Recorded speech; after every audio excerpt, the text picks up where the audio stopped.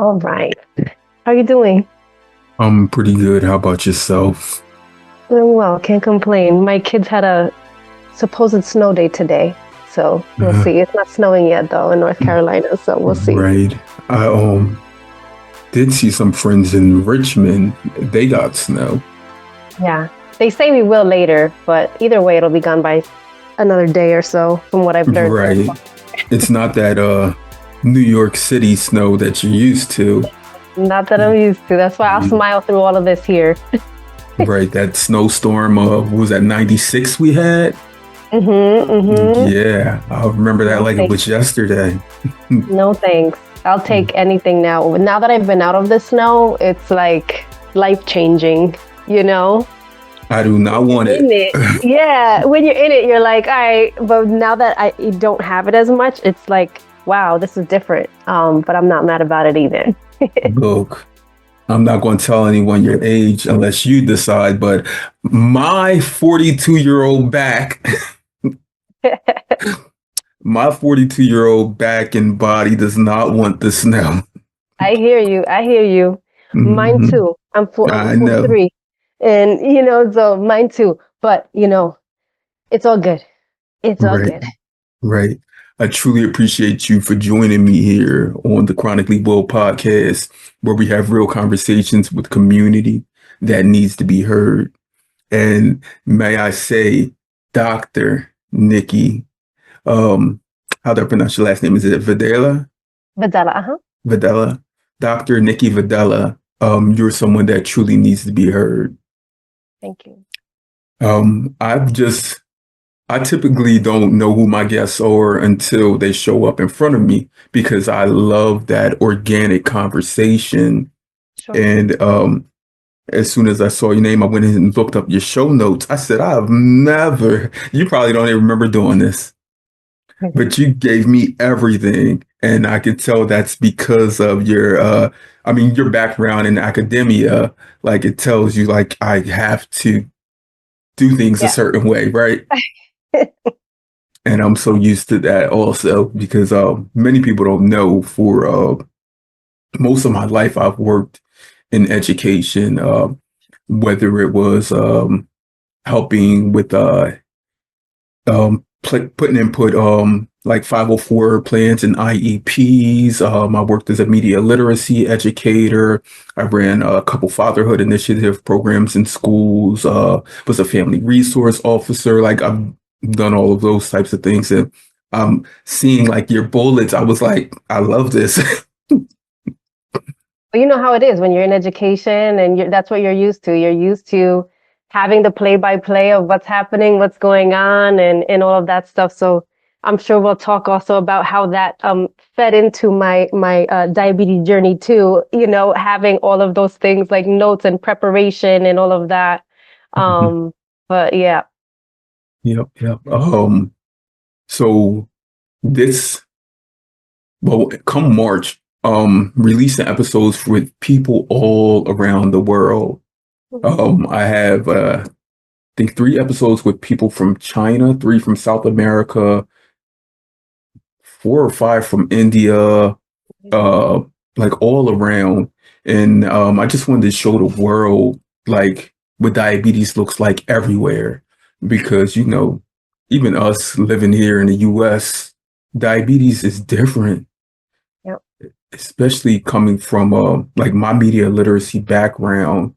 Everyone who I've recorded with from places like in Africa, India, they tell me, they go, everything looks so nice in like the US with diabetes. Y'all have access to everything. And I'm like, Depends. It depends who, what, when, where. right, right, right, right. So, yes, thank you again for joining me here on this journey that is the Chronically Well podcast. Could you please give our audience a summary of who you are? Sure. It's funny that that's always that question that people get in like job interviews and things like that. They're like, tell me a little bit about yourself. And it's Oh, always the hardest question, right? this is the unapologetic version though. Got it. Got it. Oh my gosh, there's so much. So as you said, my name is Dr. Nicole Videla, and I am a mother. I am a wife. I am a sister. I am an educator. Have been working in higher education for over 17 years, working with opportunity programs. Most recently, I ran the Educational Opportunity Fund program in New Jersey for a 4-year state institution. And then my family recently relocated from New York to North Carolina. I'm in Charlotte. And, I say I'm a recovering New Yorker, and I mean that in the best way possible, but learning to slow down life a little bit and take time and getting to know myself and my family again. I have two children, almost 9 and 6, that keep me on my toes. And it's just, and I live with type 1 diabetes or type 1.5, depending on who you're talking to, because I was diagnosed at age 33. So there's all different conversations about different types of diabetes. And I think, one of the reasons why I decided to come here today and like have this conversation with you is because when I was diagnosed, I felt like the only person in the world at my age that got this. And then you recently had one of your podcasts with another woman who was diagnosed at 33. And it was just so heartwarming in a way to know that I'm not alone.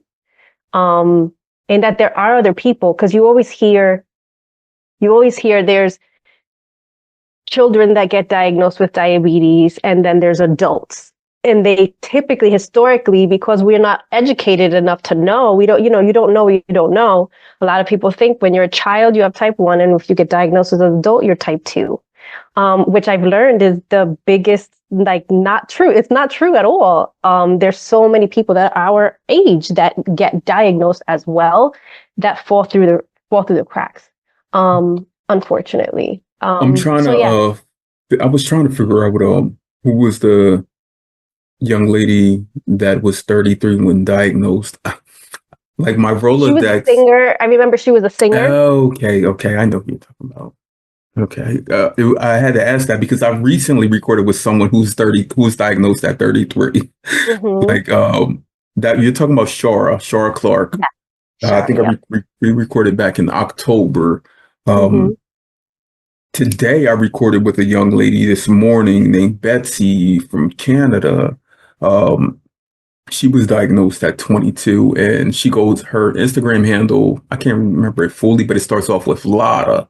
And when you started talking, I was like, did she already have a conversation with Betsy? Yeah, the letter. Yep.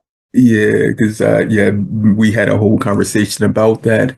And even at first, when I was initially diagnosed, they diagnosed me with type 2 because of my age. They didn't ask any questions, but I'm the only person in my family that has diabetes.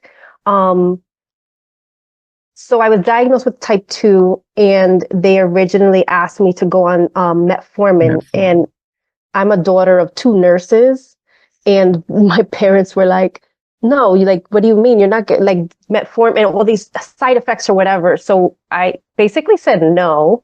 And then I decided I'm 5'2", so I'm short, right? And I could lose a couple of pounds at that point. So I lost a couple of pounds.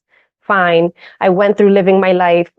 It never really got completely better, but then I got pregnant with my son, my first son.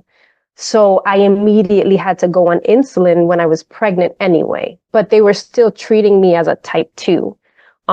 It wasn't until after I gave birth to my son that I went back to the endocrinologist for a follow-up because of the type 2 diagnosis that I lost too much weight. Like I lost my baby weight and then some weight. Like I lost so much weight.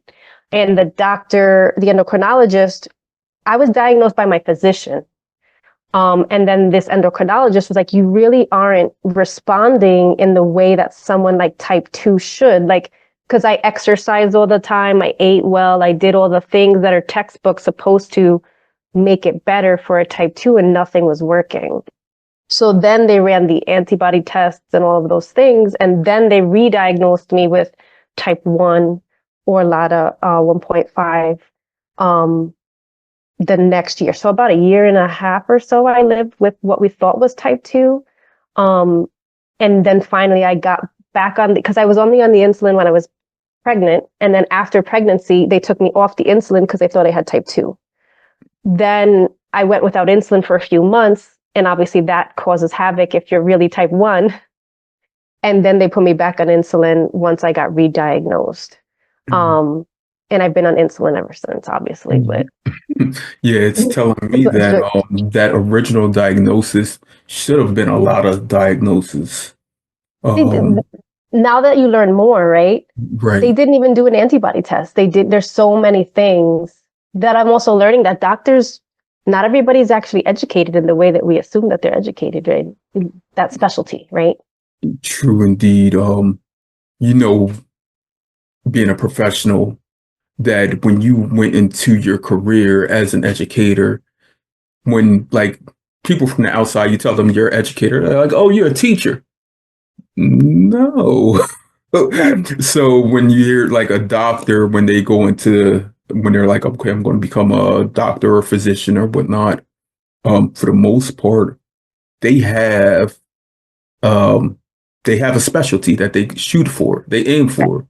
Right. And in endocrinology, diabetes is at the top, really. But when they go through that whole schooling and education process,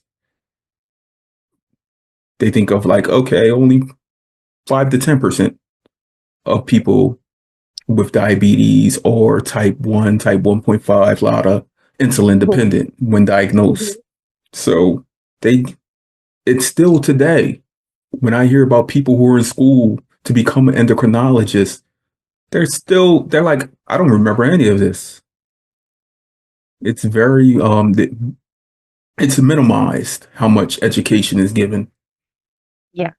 And I think that it also teaches us, right? In the community of those of us living with diabetes, is that we have to also teach ourselves, and we have to be proactive about, because, you know, we're used to going to the doctors, they tell us what to do, and it's like, okay, do this, do that.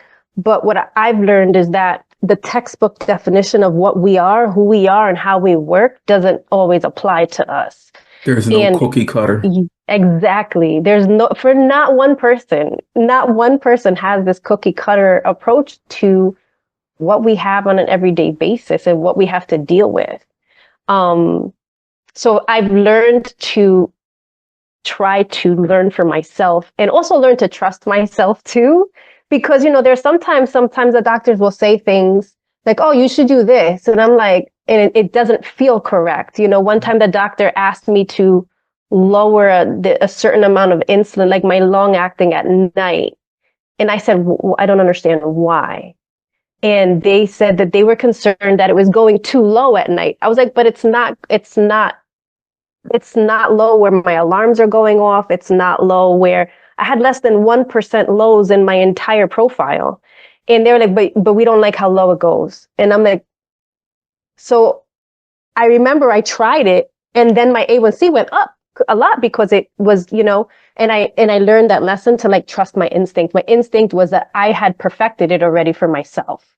So sometimes we have to follow our gut, take information from our doctors, right? But also sometimes we have to go with our gut with certain things. When you get to know, I talk about diabetes like it's a baby. Like, you know, you got to get to know it, but you also have to take care of it and tell it what's good for it too, you know? Right. Like my and it's children. like, I mean, it's like diabetes to me, when people ask me how to describe it to others, I'm like, as an adult, I would say it's like you were given an infant, right? You remember when you birthed your children, but diabetes, when you were given this infant, it wasn't something you asked for. Yeah, it just showed up. And it wasn't growing. It wasn't maturing. It didn't start taking baby steps and start telling you like, mommy, I need this. It was like you had to figure it all out. And that infant was regifted to you like routinely, like, okay, It's been 3 months. Hormones about to change, new infant. Yeah. And that's something that also isn't shared during diagnosis, that insulin is a hormone. No two people living, hormones react identical to situations. Absolutely. So where I may need 50 plus units of insulin per day, you may only need 20. Right. But when we first go and see those new specialists, endocrinologists, educators, they do look at that cookie cutter approach like, okay, this is what I'm used to. So I'm going to start you off with 24 units of basal per day because there's 24 hours in a day. Like, Right. not considering that you're this giant of 5'2". Like Mhm. my wife is 5'2", so yes, y'all are giants. This giant of 5'2", 100 pounds soaking wet, like Yeah. they don't take that into consideration when Right. they should, instead of comparing you to the other patients that have come through the office. Absolutely. You'll get that sliding, they always give you the paper at the doctor, the Mhm. sliding scale of how to correct and how to those things. And I remember the doctor gave me the sheet. This was after I got a new doctor here in North Carolina. And the first thing they gave me was this sheet. She's like, yeah, you really should be using this. And I said to the woman, I said, this will kill me. Like if I took this much for a correction, I would not be here tomorrow. But that just goes with the self-education pieces of it. You mentioned about hormone, right? Insulin is a hormone. And something that I also learned because I met a group of women who also had diabetes, was about for women cycle syncing. Like, we often think about our cycles like just the menstrual cycle, right? But I didn't learn, and I had my doctorate. Like I had all the degrees Right. on the walls already. And then I started learning about paying attention to the cycle across the whole month, right? Because as women, we become so insulin resistant at certain parts of the month. And my diversity just was 10 years. I'm 10 years into this. I'm not a newbie to this, right? And I just recently learned about the whole cycle syncing part. And it has made such a difference because I felt like I was banging my head against the wall. At a certain time every month, I would become so insulin resistant. It was like the insulin was water. And Mhm. it just kept going through and going through. And then when I learned about something that is as simple as cycle, I was like, oh, this is life changing. But I have not one doctor or dietitian or anything has ever mentioned that to me and how to offset those things. Yeah, So, it was mind boggling to me that I had never heard of it before. yeah, you just reminded me.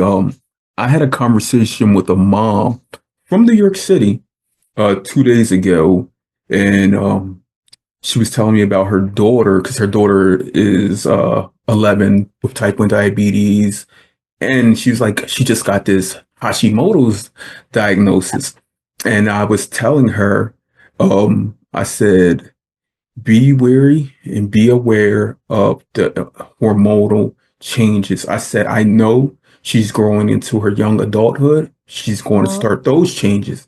I said, but also because of this diagnosis of Hashimoto's and type yep, 1 diabetes, yep. you're going to see you're going to see changes in her mood that you may think or because of her cycle coming along. I said, and it may be, but also it may be because of diabetes. It may be because of Hashimoto's. I said it's All of those almost, things. yeah. I said it's so much for a young woman. Like it's too much. I Mm. said it's going to feel like she's getting double diabetes. Yeah, I yeah. said, bless your heart, mom. Like seriously, I said, just hold on to your baby and just hug Hmm. her and tell her how much you like love her and you're there for her. I said because not only that, she's going into middle school and Yeah. so much. And it's like a double whammy, right? Because, getting a diabetes diagnosis, but then also, and again, what we've learned over the years is that a lot of times when you get a diabetes diagnosis, you'll have other autoimmune diseases. I also have hypothyroidism and, and that's messes with your thyroid, and then that impacts other things. And then, so everything kind of comes together, and you're just trying to figure out these different layers, right? Yeah, you just made It's me just think about so something. fascinating. When you mentioned the hypothyroidism, and we know like the signs and symptoms of that, they can be identical to like premenopausal. Mhm. Like, wow. Like, It's funny when when the doctors asked me, when I got re-diagnosed with the type 1, the doctor said, "Do you feel tired? Do you feel thirsty? Do you feel this? Do you feel that?" I said, "Hell yeah, I do. I'm a mom. I just had a baby. Like, I right. feel that way every day." And, I didn't recognize any of the symptoms that I had, except for the weight loss, which was a little concerning for me. That was different. But I also, I was breastfeeding, and I had all of these other things with being a new mom. And I was just like, okay, well, this is it. Because I didn't know of the signs. And that's one of the things now, too, that I make sure I share with friends, families, everyone. Like, Hmm. listen, these are the signs, because this can happen at any point in time. And if anyone's feeling these ways, is someone urinating more frequently? Are they more thirsty? Are they losing weight? Are they, all of the things that we are hyper aware to now? But I was so uneducated when I got diagnosed. I had all of the stereotypes in my head about all the things. I was like, I'm not overweight. I'm not this. I'm not that. And I had no idea, no idea. And, sometimes I get upset because some people are very ignorant and say ignorant things. And I have to try and be patient. Like, because not again, you don't know what you don't know. But if someone doesn't educate them or teach them about those things, I'll tell you You one thing, got my kids are going to know about it when they get older. Like, they know about it now, and so if they ever meet other children or people that have this, that they'll be more empathetic and understanding, hopefully. they will be. That's one thing I can say, having raised three children, and my children are 16, 14, and 11 now, that they are more sincere and empathetic to others' well-being. Also, they're like, because they remember the days of picking me up off the floor. Like, Yeah. I mean, because like, we're not given that direct education information from day one. Like, oh, there's gonna be severe lows. Like, you just think, oh, they gave me this insulin and it's gonna make me better. I'm no longer gonna be dehydrated. I'm gonna feel quenched and I'm gonna gain my weight back and everything. But then comes the lows, and you're like, where did this come from? Yeah. Yeah. But and you being a mom, a mother, a parent, you and your husband, you know, like I know, like there's nothing that's ever going to be placed in front of your children. Like even this diagnosis Right. of diabetes, Yeah. it has to take like a step backwards because Hmm. our children are already here. They're Hmm. already here. Like diabetes is behind it. And when I tell people that, they're like, but you can't do anything without managing and taking care of your diabetes first. I said I had to make diabetes like second nature. I had to Right. Without thinking because about it. right, Yeah. Right. Yeah. because I have to tend to my children. I have to Hmm. get them ready. Got to take them to school. Got to make sure that they're well mentally and physically. Like Yeah. get out to the sporting events and after school programs. Like we have to be involved. And you know that Yeah. as an educator. Absolutely, absolutely. And it's one of those things, especially when I know when my kids were very young, like when you have a baby and you're nursing a baby in your arms and you're getting a low blood sugar, it's like, all right, so how can I multitask here and take care of myself and take care of my child and do whatever else? Even my kids are getting older now, but even them, they, learning about what it is that I need. Like, I recently got I think it's called a pixel, where my blood Mhm. sugars are shown on, like it's like a little clock Right. that my blood sugars are shown on, and it's in my kitchen. And it's really been a big tool for my family, even my husband, because sometimes if my sugars are very high, I might get a little agitated, and then whatever, and then he can look over and And check he's out and like, see. uh-huh.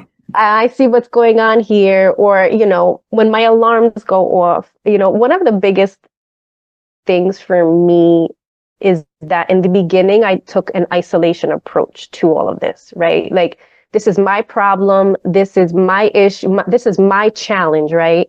But it wasn't until I started, and I'm still working on it, right? Like, we're all a work in progress, but I had to learn that this isn't something that I can do just on my own. I need support of my family because we all live together, right? And I can't live in this bubble by myself. So I gradually learned to accept help from my family and teach them more about what I need.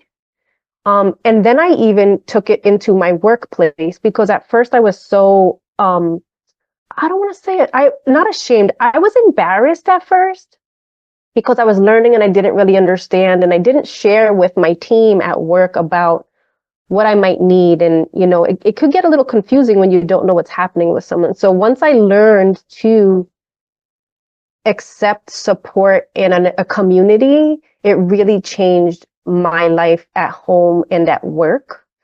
My family knows when I need time alone. They know when my sugars are at a certain point, like, okay, let's just leave mommy alone for a few minutes. People at work understood what the sounds of my Dexcom alarm meant. And it would go off at the most inopportune times and during presentations but my team knew if the alarm went off that they needed to either be on guard or like they would check in with me, like, are you okay? And then I'm fine, or I just need a moment. Can you cover this while I go take care of this? And they would understand, so it it felt so much better after I came out of that part of my bubble of being not embarrassed about it. And it is what it is, right? And this is my life. And I think it's made some people more attuned to themselves and to other people too, hopefully. Because It's that yours. sound, yeah, that sound is very distinctive. It goes off in public and I know exactly what it is, and we all know what those sounds are. And we look at ourselves first, and then we look around like I was at an uncle's funeral service Um, January 2023, and we're waiting to go in as a family. And I hear an alert go off. I look to my first cousin, who's also a type 1 diabetic, and she's huh. like, it ain't me. And I'm like, I yell out, like, whose alert is that? No one responded, but we both knew what it Yep, was. And yep. that's something about the alerts. Like, we see via social media, like people go through burnout. It's real. Oh yeah, Um, 100%. uh, but people like talk about like how the alerts and alarms can frustrate them at Absolutely. times. One thing that we don't hear is something you just gifted community is letting them know, like, the alerts help family with the emotions of your diabetes because they truly don't know what's going on inside. But if Hmm. they're able to hear those alerts, see that sugar pixel showing how much you've dropped over the last 5 minutes or risen, like they're able Hmm. to see that and they get a better inkling or understanding of what it is for you living with diabetes. They're like, oh, it plays an emotional toll before even the physical. Hmm. Absolutely. Yeah. Absolutely. Understanding that psychological approach to diabetes um, lessens the burden for real. Like knowing that others understand you and get you, and Hmm. that's because of technology. That's a Sure. plus in technology, and that's the first time someone has actually brought it to my attention that way. So I thank you for that because it's going to give Anytime. the community Hmm. it will give the community a sense of knowing like, oh yeah, even though that alert gets on my dang All nerves the time. All the all time. the every single time, it never not gets on our nerves. Oh, At the same time, it's going to benefit yeah. us as a whole. Yeah. Out of all of the technologies and things, I'm on MDI. I have not yet graduated to the to the pump world yet, but You're only in year 10. You got some you time. know, I'm in year 10. But I'll tell you one thing. At first, I was very resistant even to the Dexcom. Like there was about the technology, and I was like, doctor, I got kids hanging on me. Like, I don't want something on my body and what. But I'll tell you, it wasn't until after I had my first son and I was about to get in the car to drive somewhere. I remember I was at my best friend's house and I got flushed in the face. I started sweating and it just hit me out of nowhere. And I checked my blood sugar and it was like 50. I was shivering. I was I almost got in the car with my son. And I became so scared after that moment that I told the doctor immediately that I wanted to get the Dexcom because I said what if I was driving and I didn't know and but I became so scared in that moment that I was like, all right, give it to me. And now that I have had it for years now, my son's almost 9. I honestly don't know what I would do without it. I've become so, for good, bad, and different, attached to my Dexcom. Like I would never want to be without it. It causes some anxiety, right? Because you always know your numbers. But at the same time, it gives you some relief too, because you always know your numbers. So yeah, but I love the glucose monitors. Like it's a gift. I think aside from insulin and this the ever changing climate of insulin and how it's gone from the original insulin to beef and pork, NPH and regular human, like in modern, we even got faster acting insulin. Other than that, the CGM is like the best thing ever. And people who don't have diabetes, they won't get that. But seriously, like you said, hopping in the car with your child, your baby at 50 and just ready to go until you realize like, oh, what's going on? Let me check my blood sugar. Mm-hmm. Because we both know as parents, we've been in situations where we've had to push forward. We've had to I got to go.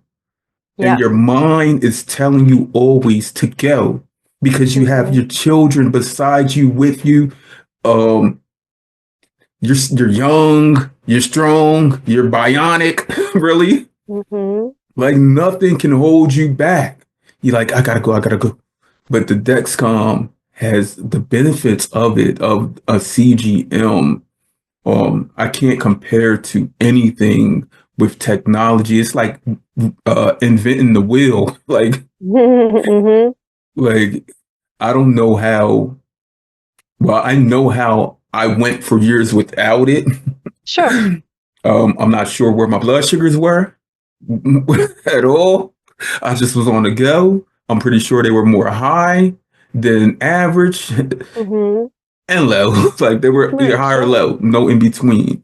But today, with modern technology and the advancements of it, as it should, technology in its truest definition, supposed to make life easier.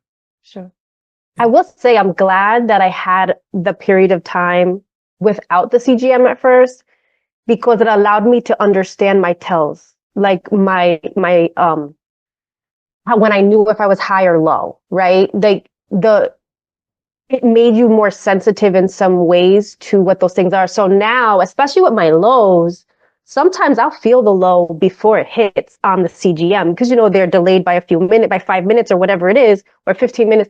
But like sometimes I'll feel like I'm going to get low, I'm going to be low, and I'll check it and it's on its way because I know what that feels like now, where I feel like if I just went straight to a CGM right after my diagnosis, I may not have understood that, may have just taken me a longer time to figure it out, right? So I'm still thankful that I had that time without it. But once I had it, there was just no going back for me. No going back. Right. Everyone should know the basics of diabetes because, we were around for Y2K. We just knew the whole grid was going to crash.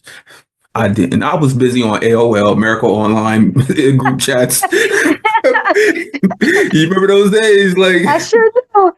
Sure do. AOL hometown space / you can make your Yeah. own profile. Yeah. Like All of we were that. like, yeah, I wasn't scared of the grid crashing, but knowing that that could occur because I mean it's truly run by man. Mm-hmm. Anything that runs by man can end, even the production of insulin.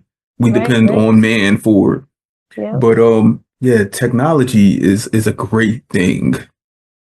I wanted to ask you, Sure. you lived in New York City for so long, Mhm. and that's where you were diagnosed.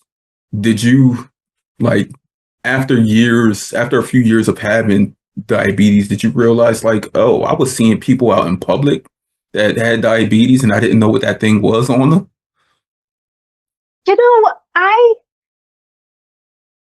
can't say I thought that. So I actually lived right outside of New York City in Okay. Rockland County, which was right outside of the city. And I can't say that I noticed them before as much. It wasn't until I learned about what they were that I was like, oh, wow. Like now I'll know it. Or anytime I say, oh, look, there's a Libre, there's whatever, the Medtronic or whatever they have. Um, I can't say, but I was also oblivious. It's kind of like when someone says, if I say to you, think about the color purple, right? You're going to look for color purple now that it's all that I Mhm. said that, but it could be around you and you didn't even notice it before. And I think that's what it was for me. I didn't notice, but I'll tell you one thing that I realized that there were so many people that live a lifestyle that now I'm like, mm, you need a workshop. Like a lot of people need a workshop about, I think, things, and I'll meet people that unfortunately don't take their health as seriously as I think diabetes makes us do a crash course in, right? I don't want to compare diabetes to cancer, but I do want to say, like, when someone's diagnosed with cancer, right? We tend to take the medicine and people change their lifestyles and they do all of these things because we want to change the trajectory of our life, right? Hopefully we can live longer than what, a cancer diagnosis has, right? And I think that there's not enough people that are diagnosed with diabetes that I think people should treat it like this could potentially end your life. Like this is something that I think as a society, we've kind of not taken as seriously. Type 2, type 1, any type, right? I've seen a lot of times where people continuously, and their choice, right? Their choice, I can't judge, but I just wish that some people would take it more to the heart. I met someone who has type 2 diabetes who lost a toe. And he jokingly said, like, oh, I got 4 more. And I'm like, are you serious? Like, no, that's not okay. Like that, we fight for our life every day, especially living with type 1 diabetes. I feel like with the insulin, you can live or you can die in a day. And it's just an unfortunate reality, but it's also one of those things that we have that we know life is short and we want to do whatever we can. And I know that you do, having this podcast and how you want people to learn and you want people to know that there are choices and things that we can do to help our life and help us live longer. That's our goal, right? At least that's my goal. I can't say it's everybody's goal. My goal is to live as long as That possible. should be the main goal. Like the main goal in life is to live. Yes. I Right. don't want And to I don't want to wake up one day and and you just never know. It could be anything, right? Anything mhm. can happen, right? But Anything I don't can. want diabetes to be the one thing that takes me out, right? I want Mhm. it to be something that's enhancing my life as much as it can. As bad as diabetes is, it's made me the healthiest that Healthiest. I've been in my life. The choices that I make, the things that I do, the movement that I do. I like people that know me know I have to move my body. I do watch what I eat. I do all of the things because I don't want one more reason. I'm also I have a control problem too. So like Don't we if all? I can control whatever I can control, let me control. I always say, I have a lot of faith too. So faith has been very Same. important in my process, in understanding that there's only so much I can control, right? Like I'll do all the walking, I'll do the working out, I'll do the weights, I'll do the eating, I'll do the things I don't always want to do. But at the end of the day, that's all I can do, right? We don't know what tomorrow brings. So Do your family members, like my family members, send me like their labs and health charts and be oh like, "What my is gosh. this?" What, I'm like, "Oh, I can tell your EGR like is raised. Like, check your kidney levels, hmm like Yeah, yeah. different thi- Yep. I yeah, think that it's also, I can't tell you how many times I've got people, even on Instagram or Facebook, who are friends or family members or acquaintances that are like, hey, my partner or my somebody or my child or someone was just diagnosed with diabetes, and you just sharing resources with them because I might be the only person that they've seen that they know. And I've also learned that too when I was diagnosed, I never met another woman with type 1 diabetes before. Um, and I accidentally met a woman one day. Someone gave me a gift card for a massage, and the massage therapist was type 1, and she had a glucose monitor on. And she asked me, "Oh, are you type 1?" And I said, "Yes." And then she showed me her glucose monitor. I can't tell you the way I sobbed. Like I sobbed like from the chest because I had never met another woman you with finally type found 1 your person. diabetes. Oh my God. And I only met her one time, but Hmm. and then before we left, she was like, "Can I give you another hug?" And I sobbed again. Like what bananas. But because I had never seen another woman before. I had never seen another woman before with diabetes, with the everything. And I didn't realize how lonely it felt until I saw her and I was like, wow, I was holding that in, like clearly. And you didn't even know that isolation. You didn't even know because diabetes was yours. I don't know if you know in the community, Kiana Drew. I'm not sure. Um, so she was diagnosed, I want to say at like 21, 22, and her daughter was just diagnosed, I think 2 or 3 years ago, her daughter Okay. Lily. So she's been living with it now for 22 years, Kiana. And she wrote a song called You Are Not Alone. Like, she's a singer and Sure. has been in like print ads and Mm-hmm. actress also. Sure. And this song speaks to the community about you are not alone.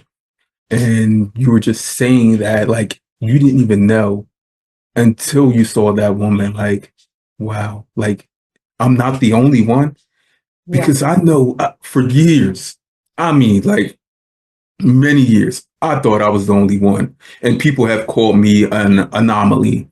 Like a black man in the diabetes space talking about diabetes, like, and I didn't get it at first until I was on the Juicebox podcast and Oh, Scott had broke it down to me. He was like, "Will, for real though." And I'm like, "You're right." Like, I talk about it so much because I mean, without this diagnosis, I wouldn't be here. right. And at the same time, like there was a point in time, like I said, when I was the only one. Not that I thought I was the only one. I Right. truly felt that. And just a couple weeks ago, I'm in Walmart with my daughter, and um, I typically, when I go outside, I make sure it's known that I'm a type 1 diabetic. Like, I have this hoodie that says Chronically Wool Podcast, and on the back of it, it says Unapologetically Type 1 Diabetic. Yes. Yes. And this man taps me on the back of my shoulder, and he's like, "Yo, man, that's you?" And I said, "Huh?" He was like, "That hoodie, that's you?" And I said, "Yeah." And he goes, "Yo, man." He comes and opens his arms Yeah. for a hug. And this is a man that looks like me, a little older, but I'm like, "What's up?" And he's like, "I'm a type 1 diabetic." I shook his hand, embraced him, gave him a hug. And he Yeah. was That's like, "Yo," powerful. he said, "I needed to see you today." Yeah. And we exchanged numbers and been in communication. He said he was diagnosed 10 years ago, like yourself. He's Hmm 45. And he said, I had never ever saw another black man that's type 1 diabetic. And I said, yo, I understand how you feel because that was me. Hmm. You Yeah. never know who you're going to meet and who you're going to inspire, who's going to hear one thing that you've said, done. You know, you do so much good work on, I know, Instagram. We have the groups that you have and things like that. There's so much good work. And I think that's also one of the reasons why I wanted to come here and help share some story, because you really just never know who's going to hear your story. You know, one time I was in, I think it was like Dunkin' Donuts. I was getting a coffee or something. And a little girl and her mother came up to me and they saw my Dexcom. And then the little girl was so happy because she had a Dexcom too. She couldn't have been more than like 5 or 6 years old. And to see the light on her face, to see me as another person that had something like her, right? To see to see me in her. And it was a quick interaction, but it made my day. And I'm sure it made her day as well. You know, like you said, because it can feel lonely, but and then when you realize other people are there too, there's just something about it that really inspires you to keep on going, right? Um, In that moment, you were her Disney princess. oh, that's great. That's a great way to put it. For real. That's how young people look at us. Um, the family in New York, the mom, I went and visited New York with my oldest son for his birthday in November. And Hmm. we were supposed to meet up, but something had happened. And she was like, oh my gosh, she wanted to meet you so much. And I'm like, why? She's like, you're like a celebrity. She loves you. And I'm like, I'm not a celebrity. Yeah, but to other people, they see us. Your representation to that young lady mattered. To that young girl Sure, mattered. sure. For real. She was able to see like I can become a maturing adult and like still have all my limbs. Like, come Yeah, on same thing. now. Yep. Because we should not and this is a true disclaimer, like we should not expect to, as people living with diabetes, to go through the complications. Right. And many people expect that. They're like, oh, Right. it's just diabetes. No, it's not just diabetes, because I have diabetes. You have diabetes. A lot of people, there's more people without complications than with. Yeah. If you're willing to take care of it and do whatever you can, and you know, there are things that sometimes we can't avoid, right? But we'll do whatever we Mhm. can to make sure that we don't have those complications as much as possible. Most of the people that are listening to your podcast are like doing all the things. We're the ones that are trying to make sure that we don't as much as possible, right? We have good days, we have bad days, and all in between. Yeah, because I mean, even from diagnosis, for most people, there's a missed part in education that isn't gifted to them. Yes. We should all be gifted that education and be able to choose, especially as an adult, to choose Yes. whether you're going to run with it or not. Right. Right. And for like, even like families, when a child is diagnosed, someone's going to come in there, a advocate for the family, for the hospital, and they're going to sit down and they're going to have a conversation with you. And then through that conversation, there should be a checklist on if they believe like this family is prepared for this. Right. And if they're not, then they should give them the resources, the Right. support groups, Yes. community, all of those Yes. things that are needed because we already know this is Yeah. Absolutely. a burden that we didn't ask for. Hmm. Um, uh, you said that you have no family history that you know of.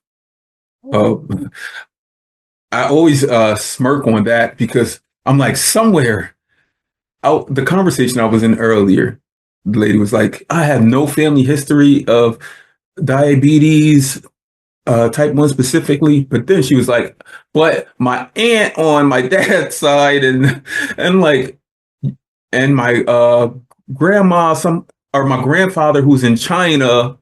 And Hmm. I said, that's 4 people. Yeah. Like that's family history. Right. But you have no known history. No, we have like high cholesterol, right? Like I also have chronic high cholesterol from family, like stuff, familial stuff. But as far as diabetes is concerned, no. Um, How that's about why it was any such a shock to us because we were just like, um, no other they autoimmune conditions? like thyroid conditions, yes. My grandmother, my mom, That's the like closest family relation to diabetes, yeah. type 1 would be hypothyroidism or celiac. Yeah. Yeah, thyroidism definitely runs in the family. I was diagnosed with hypothyroidism before the diabetes diagnosis. Um, that's gone okay so far. Thankfully, medication has kind of kept it under wraps since I got that. But I'll tell you, it's made a lot of people in our family a little healthier, right? Not always as much as we would like them to be, but I think my diagnosis scared the hell out of my family. And at one point, I think that they were making sure that they, looked at themselves a little bit more. Or I always get on like my staff, please do your annual physicals. Please make sure you Mhm. have health insurance, get your physical, like Right. all of those things. Um, in those lifestyle changes that we have and that we do, people take notice and then they also start to practice those things in some ways. There's been people that have been like, oh, I did this because I thought about you and I wanted to do this, or whether it's eating better or making a different choice or making the doctor's appointment. Like it's so simple but so important. Like I can't tell you how many times I'm like, when was the last time you got an annual physical? And it's like, we're in our 40s now. You can't afford to not, even in your Right. 30s or 20s. Like you can't afford to not get an annual physical. You just never know. What do you have to lose by getting just an annual physical? I was diagnosed during my annual physical. Literally went for my annual physical and then I got a call from the nurse practitioner, not even the doctor, and was like, so you have diabetes and you need to Was it limit from your like a carbs urine intake. sample? No, blood test. And it was just like you have to limit your carbs and take metformin. I was like, I'm not taking the metformin. And okay, I'll limit carbs. Whatever that meant at the time. Mhm. Um, but there was not a real education about it either. It was literally a phone call. But I got diagnosed because of my annual physical. And with type 1.5, like it comes on suddenly. And what I suspect is I got some sort of virus maybe 2 months right before Mhm. I went to my annual physical and I was sick, like down and out in the bed, not sure what exactly happened. And then I went for my physical and it was all out of whack because I go every year. I'm one of those people that goes every year and my A1C was fine every year. And then I went for that one time and that was it. It was gone after that. Well, My that's all it pancreas takes is one decided to, time. yeah, literally. Take a Um, long vacation. yeah, I Hopefully joke she comes around back. with my I joke around with my sorority sisters. So I'm in a sorority called Omega Phi Beta and people call us betas, right? And I joke around that I'm like I'm a beta that doesn't have beta cells that work. Got you. Like it's cheesy, but I'm like, what are the chances? What are the chances? What are the chances? Look, and you trying to give me show titles. I gotta remember that. I'm a beta without a beta. Literally. Right. Has your diagnosis affected you as far as like you being in your community, um, where people today they're like, she wasn't like that before this diagnosis, or family, where they're like, or as you just mentioned how basically you said when you say something, people straighten up. You said like if it can happen to Nikki, then it can happen to anybody. Like, Yeah, seriously. yeah. Does anyone like look at you different today, or have they over the years, like since this diagnosis?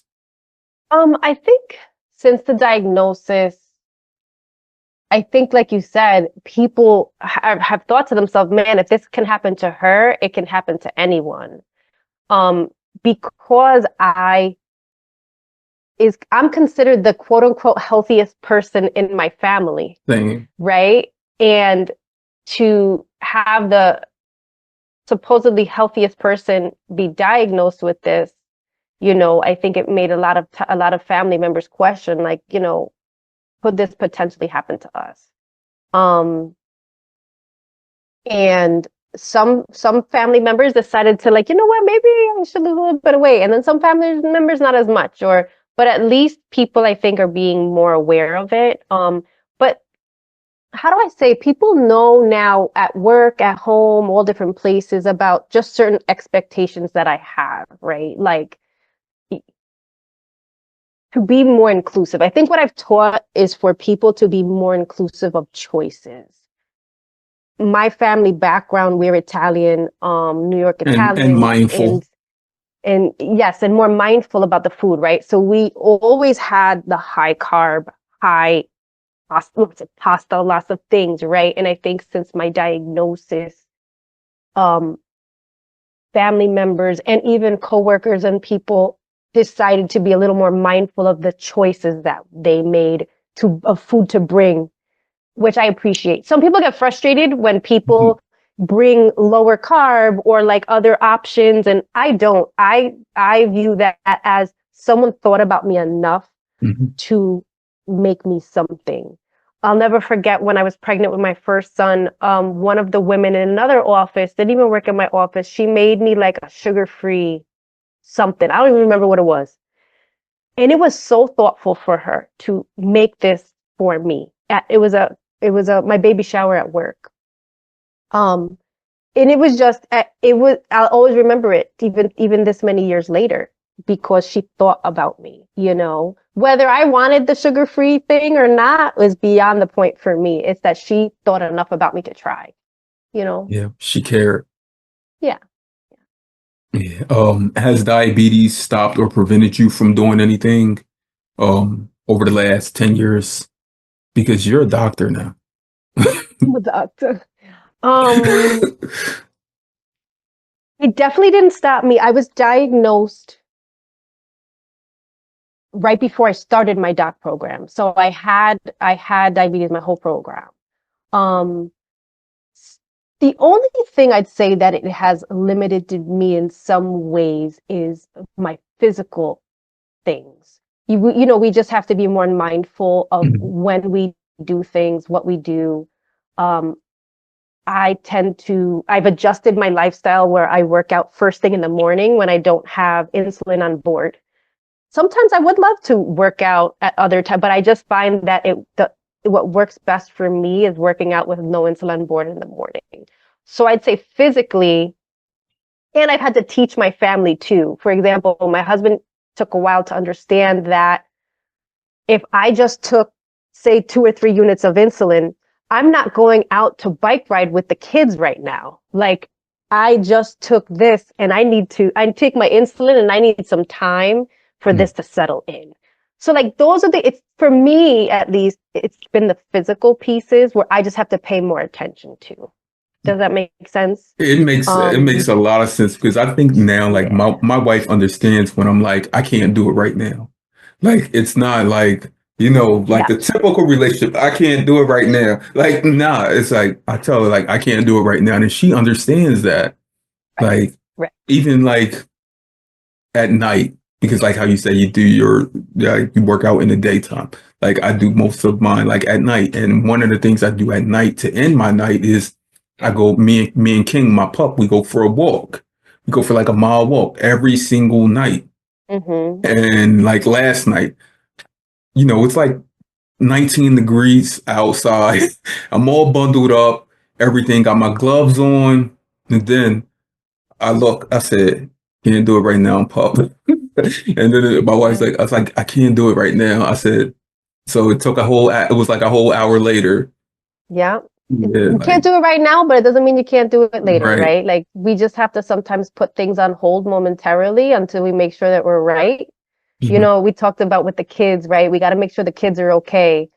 But then sometimes it's kind of like, I hate to use an airplane analogy right now with everything that's going on, but when the oxygen masks come down, they say you got to put it on your yourself first, right? Mhm. And I think sometimes we have to do that. Like we have to make sure that we take care of us so that we can continue, right, to take care of other people around us, right, to make us our better selves. Um, not again, it's a journey, right? It's never perfect, but I have found power and vulnerability in this diagnosis at the same time. Sometimes I love it, sometimes I hate it, sometimes I don't want to ever know it again, but Mhm. still thankful for this journey. I've just learned so much from everything, you Right. know. Some days we wish we weren't gifted this infant, that it chose a different Right, path or right. route, like, Yeah. or we could have put it up for adoption as soon as we got it. Hmm. Because, I mean, I always think about maximizing my time. Like, I'm all about maximizing my time, leaving no stones unturned. Like, that's me. And when I think about diabetes, that's the one thing that always gets me. I'm like, I know I'm maximizing my time, but if I didn't have this, you know where I would be or what I would, but I mean, this is my purpose. Like God has set us here and we're going to maneuver it this way. Right. Like I wouldn't want to, like, I don't care. Like I have no enemies at all in life, but if I did have any enemies, I would not wish this upon them. Right. Anyone, right?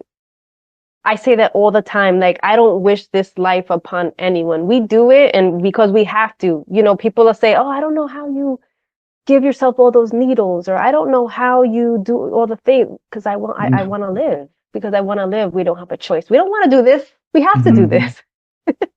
Right. I know that life for you has changed a lot since that day of your diagnosis. Like we said, we talked about always being on a go, being ready to do the next thing. But since then, since that diagnosis, you've been able to enlighten and share with family, friends, like you said, coworkers, things about not only you, but about themselves, about like you took this whole approach, like, I'm not only going to better me, I'm going to share this information, not keep it bottled in, not remain isolated, so that everyone can learn from it. What's some advice that you could give to someone who's either newly diagnosed, um, or have been living with diabetes for like you or me, 1, 2, 3, 4 decades, and Mhm. just like needs a word of encouragement? Sure.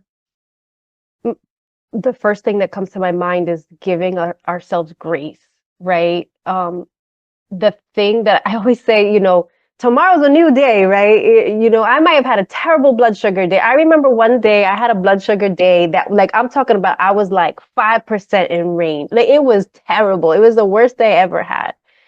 And I remember saying to myself, okay, I'm stressed out clearly. There's a lot of things happening, but I had to give myself the grace to start again tomorrow, right? Or even the next minute, the next hour. So, like, giving ourselves grace, being proactive in our education, I think, is the biggest part. We can't force our ideals about health on other people, but we can lead by example. And I think that for me, that's the biggest, like, flex is leading by example when it comes to living a healthy lifestyle and making people or helping people to be aware of those things. But definitely giving ourselves grace. I'm a woman of faith, so I always say if you don't believe in something, find something, someone, some God, something, because this is rough. And without faith, for me, it would be a lot harder of a battle without having faith to lean on, right? And finding a support system, faith and also people, right? Finding like people to be your support, listening to podcasts like yourself, joining different support groups. They can be overwhelming, some of the groups sometimes too, because it's a lot of people with Mhm. a lot of things, right? But finding your people and finding your tribe of people that you can lean on, right? I have two or three particular friends that don't have diabetes that have learned about it through me. and they know that I can lean on them when I'm having a hard time. And like, so building that trust and community.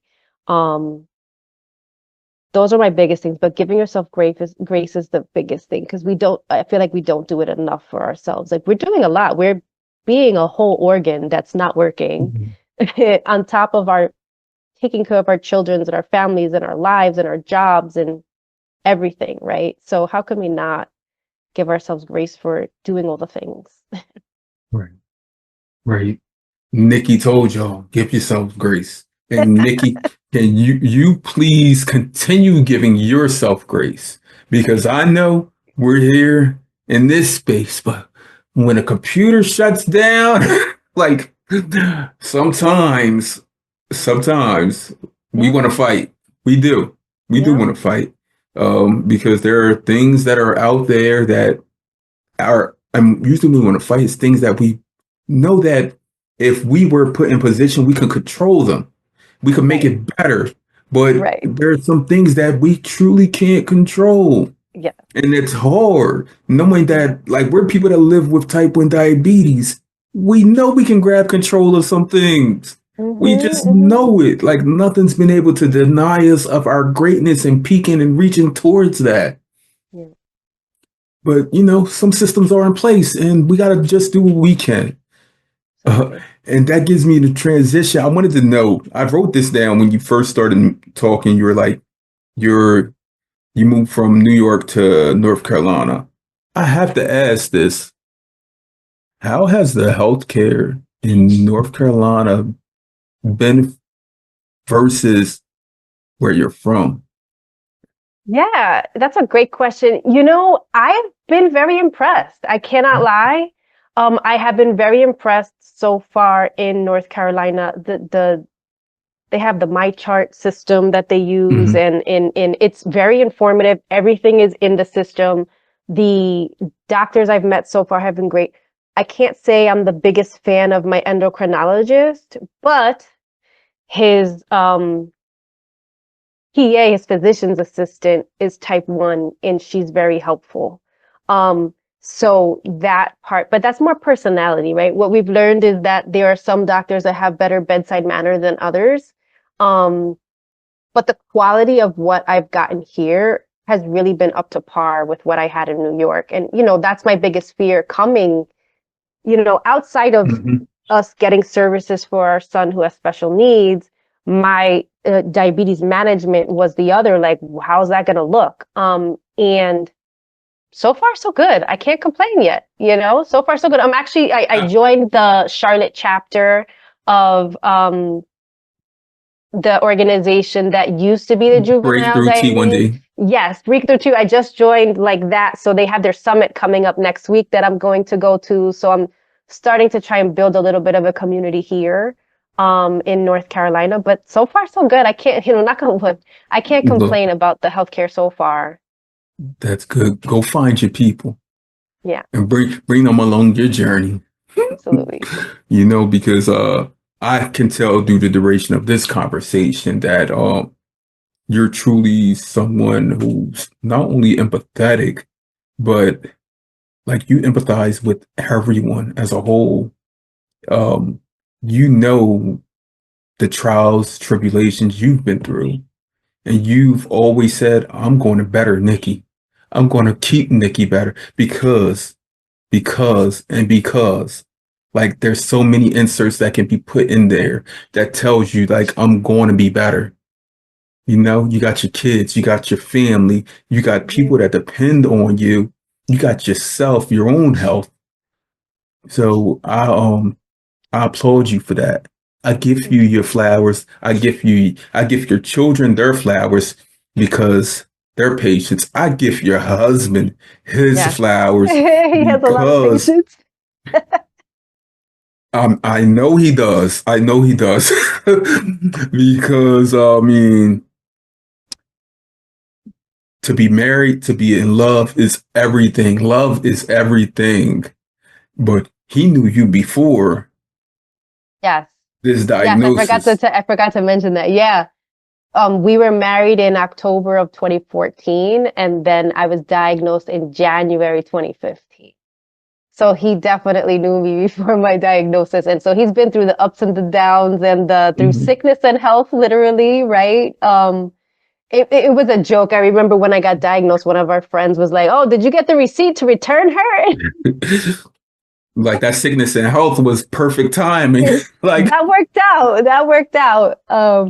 But yes, he's been very patient. I'm sure I frustrate him sometimes and, all of that, but he has been my rock and for myself and my children. And like, we're a good team, thankfully. that's great. Four is the team. Is that what's on your four? Yes. If you had one more, you could have a starting five. Ah, yeah. No, it's good. I'm good with four. I like four. Diabetes, It's even. diabetes is that extra, Yes. right? Have you? I mean, it's been 10 years. Have you ever imagined your life without diabetes, being involved at all? In the diabetes, like movement, you mean? Or like, No, you not like diabetes not being here. Have you ever thought about that? Like, imagine your life because you've lived with it for the last 10 years and you knew life it's before. I did know life before, but I honestly don't remember. I was just telling my husband the other day, I don't remember. Like, I remember eating a lot more. Diabetes Uh, forced so much on us. yeah, like I remember eating a lot differently, right? Culturally, my family ate a lot of pasta, right? That's the biggest thing that I can Pasta, remember. bread, But all sauces. of that, all of it. And I think that was the biggest thing.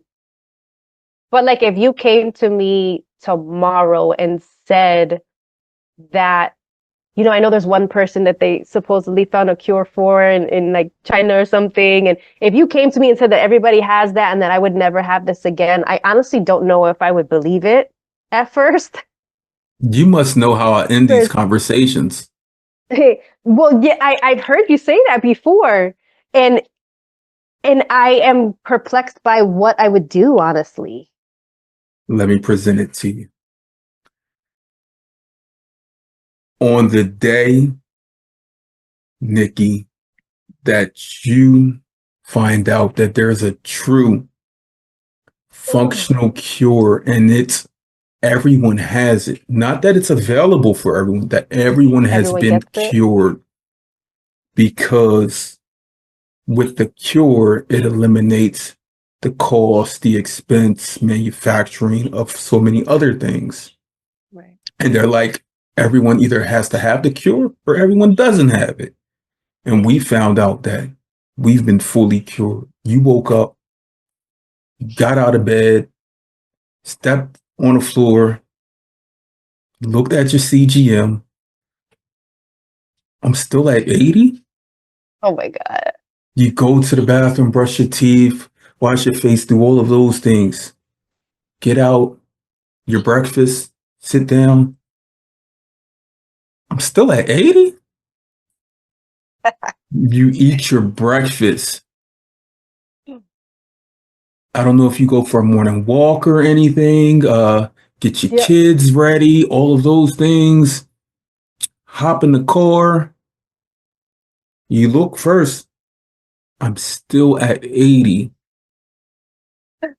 Nikki, the whole day done went by. You done held meetings. You've called your husband, texted him like, and he's looking like, hey, Nikki, your diabetes okay today? Yeah. And he's like, I didn't see anything flash, like nothing. And you reach out to me. And you're like, Will, what's going on? And I let you know, Nikki, diabetes is gone. You have a world of opportunity. You can expand. You can truly maximize your time from this point moving forward without diabetes. You still have the community because they're the only people that truly understand what it is like now being cured. Mhm. On that day, you find out you've been fully cured of type 1 diabetes. What do you do? Oh God. The whole thing you were talking about, it just it's just so surreal. I can't even imagine. I'd cry a lot first. Like I would sob. Um, I'd probably take a very long nap and just sleep for a little while. And I'd get a smaller purse. So because I don't have to carry so much stuff. I won't have to carry the glucose monitor and the extra pens and the snacks and the things. And I've always been so jealous of people that just walk around with their cell phone in a little wallet. So jealous. So I'd get a smaller bag. You may not even need to carry your cell phone all the time. Right? I didn't even think about that. I might not need to even care about this thing next to me. Right? I didn't even think about that. I can't even imagine what it would be like to not have the cell phone with me. That would be amazing. And then obviously, well, first I'd thank God. First, that would be my first thing. And then I would do I'd cry, sleep, get a smaller bag. Those are the things. Those were the first things. Smaller bag. Testimony, a big testimony after that. Right. I just think like, yesterday I recorded with a young man from Uganda, and I know about how the access to insulin and technology are limited. Like there's no technology. Access to insulin is limited also. Sure. And I'm like thinking of things I would be able to do. Like I'll be able to just freely pack up and travel and go help out other places, whether it's with diabetes or some other chronic health condition, because we know that we wouldn't give up on this. Right. There's no way we just giving up on this. It's been 10 years. Mm-hmm. You went through another doctorate program of diabetes. Like, and you did mention about the person in China. Just to let you know, it's not just in China. I spend a great portion of my time into having conversations, studying the research and the sciences behind the cure, and speaking to people. At the end of March, my last episode in March will be with lady Dr. Pedamayo Kasande. And she's been working for the last 10 years on finding a cure for type 1 diabetes. And it's on the horizon. As long as we have the funding available for that, the big brothers out there don't try to stop anything. Someday it will be here. It will be here. And on that Think day, about how much we've had, how much has changed, even the invention of insulin, right? In 1920s, like it's not that long ago. It's not that long ago that we've had these advances. I can only imagine in our lifetime, in my children's lifetime, that even more advances that will come of this, right? They will come. And I'm highly optimistic and hopeful for them. Yeah. Because we deserve, our future deserves it. Serious. Because I think often about my great grandma, who was diagnosed in 1954, January 19th, 1954, and she passed February 2nd, 1954. So her diagnosis and her death are all aligned the same with type 1 diabetes. Her daughter, my grandmother Ruth, upon her diagnosis with brain cancer and going through treatment, she was diagnosed with type 1 diabetes. And that was in 2012. I mean, not 2012, 2002. And I was diagnosed a year after that. So I think about those things, and I think about the future for us. Like a future without diabetes would be amazing. Amazing. For everyone. Absolutely. I'll dream about it. I'll keep dreaming about it. Look, and I'll play that Selena song, Dreaming, like, because I'm dreaming about it. Serious. Yeah, indeed. Very hopeful. Is there anything we did not cover in this recording that you wanted to cover? think we covered most of it. We had a good conversation. I Um, appreciate, but I think we covered most of it. I I appreciate you. appreciate. I appreciate all the work you've done in the community that you've built. And it's really, again, you never know. I'm sure you do this work because of, the goodness of your heart and wanting to raise awareness and everything, but you really don't know who you've helped. And I appreciate you even from afar. Like we haven't met or anything, but I feel like I've grown to know you, and a lot of people in your groups have grown to know and see the good things that come from the work that you do and everything. And I appreciate it. I'm sure they appreciate it. And thank you for having this outlet for everyone to share their story, right? So it's important. It's great work that you're doing. Thank you. I appreciate you. And moving forward, when this is released, it's just a link that you can Mhm. share with anyone you want instead of having to repeat yourself on what type 1 diabetes is. Sure. Because we get tired of that. I hear you. I hear you. Yeah, Yeah. No, yeah, it's all good. yeah. Thank you. I Thank appreciate it you. all. On that note, Dr. Nicole Videla, thank you for joining me on the Chronically Will podcast, where we have real conversations with community that need to be heard because you truly are someone that needs to be heard. Thank you. Thank you.